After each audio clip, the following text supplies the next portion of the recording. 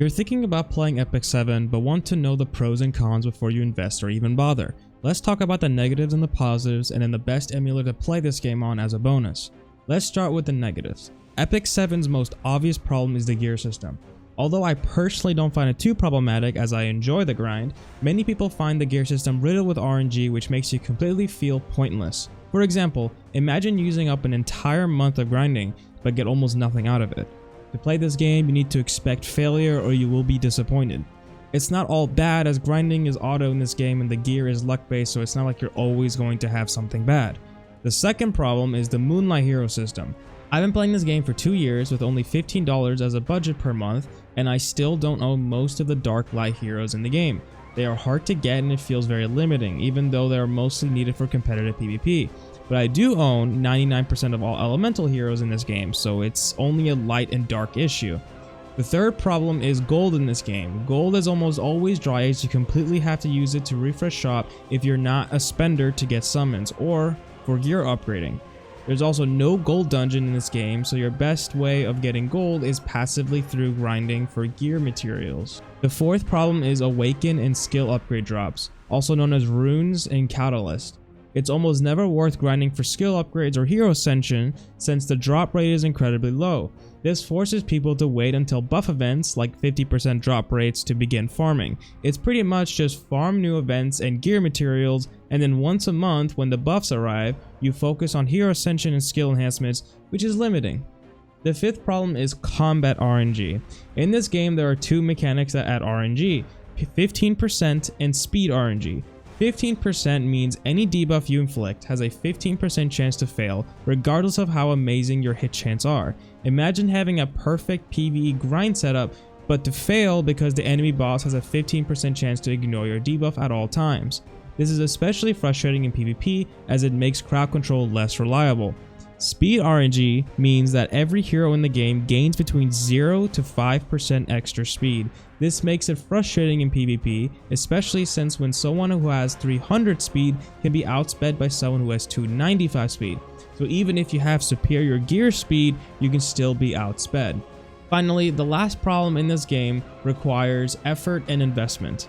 You cannot really play casually. You have to log in preferably every day to burn your stamina and do your dailies. You need to treat Epic 7 like a job or as your main game for around 2 hours a day. This game is not an idle game like AFK Arena and shouldn't be treated as such. This game has an auto grind system, but you can't do it offline, which means you need your game running while farming.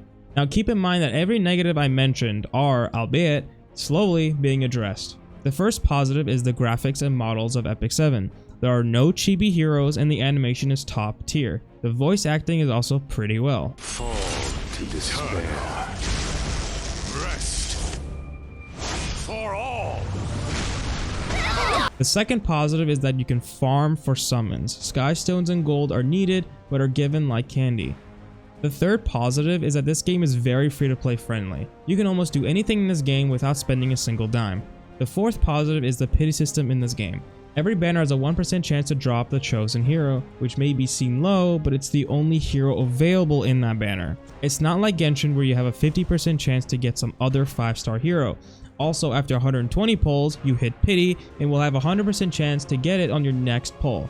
It does reset, however, if you did pull the 5-star hero before the pity.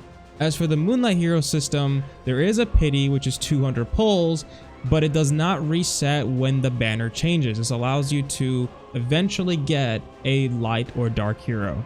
Now I do have to mention a small negative. There is no pity for artifacts and you're not guaranteed to get the banner artifact, but in return you can buy it with a free-to-play currency through the in-game shop. The fifth positive is that there is no shard system in this game or SSR or whatever. All you need is one copy of the hero and you're done. Extra copies are for min-max purposes, which don't really matter unless you're trying to be the number one in this game. The sixth positive is that every skin that comes out is completely free to get and achievable, but because of that, skins are delivered slowly. The seventh positive is that the main grind in this game is very easy. The game gives you a lot of amazing starter heroes that allows you to clear the main content without needing much support from other heroes. Finally, the last positive is that this game isn't a starist game. Meaning the star of the hero does not mean it's amazing or weak. Their abilities determine that. For instance, the strongest knight in the game for PvP right now is the protagonist that is given to you for free. 3-star, 4-star, or 5 stars, it does not matter. Alright, now that you know most of the issues and benefits of the game, and if you want to try out this game on PC, I highly recommend LD Player 9, the newest next-gen emulator. All gameplay seen in this video is done through LD Player 9. It is fast, lightweight, performs amazingly. It is my personal recommendation. It also updates frequently. Click the link down below in the description or in the comments to download Epic 7 onto your computer via LD Player. If you have any comments, questions, or concern, please feel free to let me know in my Discord or comments. Take care.